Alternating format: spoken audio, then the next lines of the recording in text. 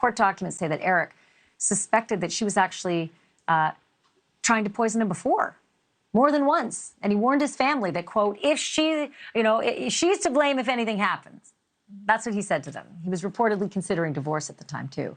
Apparently, he thought Corey was having an affair. He actually went as far as to secretly change his will and his life insurance back in 2021 so that everything would, in fact, go to his sister and not to Corey.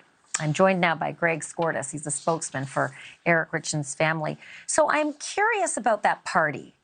Greg, can you tell me a little bit more about it? Because it just doesn't sound like it's possible. Like, who would come to a party within hours of the death of her husband? How did that all go down?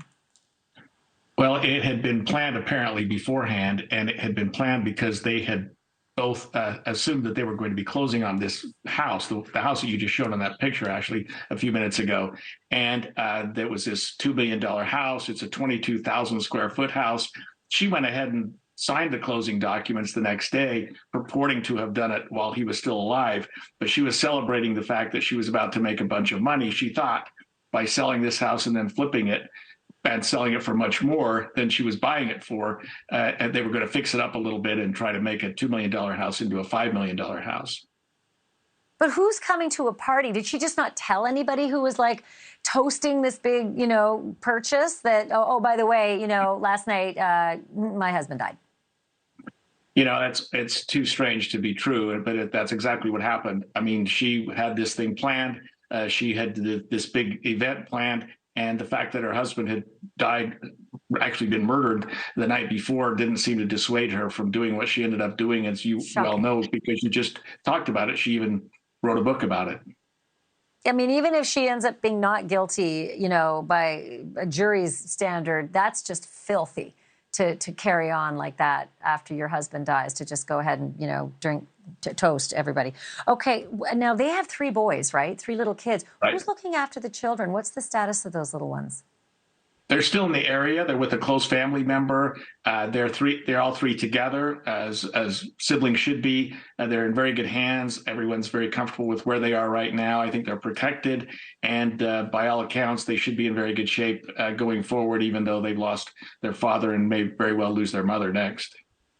That's what always just fails to, I just can't understand how anyone can't see that that's the net result of doing something like this.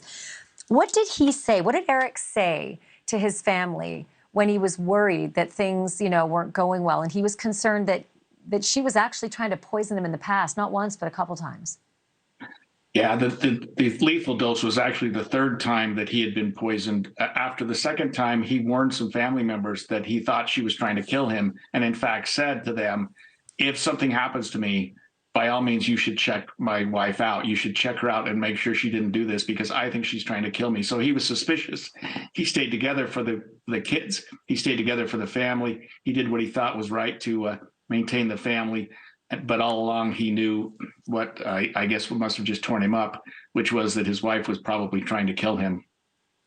I only have 10 seconds left, but there's a detention hearing on Friday, which, ultimately will determine whether she has to stay behind bars until her trial. Is the family going to be there? They don't plan to be there. It's a first-degree felony aggravated murder case, and under the laws of the state of Utah, the presumption is that he would be detained without the opportunity for bail. I don't think they plan to be there. Listen, I don't know what I would do in that boat. I don't think I could look at that face if I thought that she'd taken the life of the boy's father and my brother or son, or just awful. Greg Skordas, thanks for being on. I hope you'll come back. You bet, anytime. Thank you for watching. Go to newsnationnow.com to find NewsNation on your television provider. And don't forget to click the red subscribe button below to get more of NewsNation's fact-driven, unbiased coverage.